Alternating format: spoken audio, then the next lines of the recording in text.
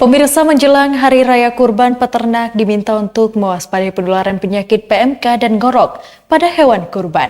Dan informasi ini sekaligus mengakhiri seputar Jambi malam ini. Anda juga dapat mengakses berita-berita kami di channel YouTube Jambi TV.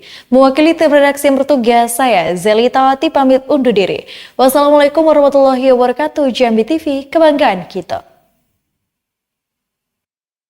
Menjelang Hari Raya Kurban atau Idul Adha, para ternak dan masyarakat diminta untuk mewaspadai adanya penularan penyakit PMK pada hewan ternak seperti sapi dan ngorok pada kerbau. Jangan sampai nantinya hewan yang akan dikurbankan justru tertular sehingga tidak masuk sebagai syarat hewan kurban. Jika nantinya ada masyarakat yang membeli ternak dari luar Kabupaten Sarolangun, baik itu kerbau atau sapi, pihaknya meminta agar warga melaporkan dulu ke Dinas Peternakan untuk dilakukan pemeriksaan. Hal ini untuk memastikan ternak yang masuk dalam keadaan sehat dan tidak menularkan penyakit ke ternak yang lain. Surya Abadi, Jambi TV.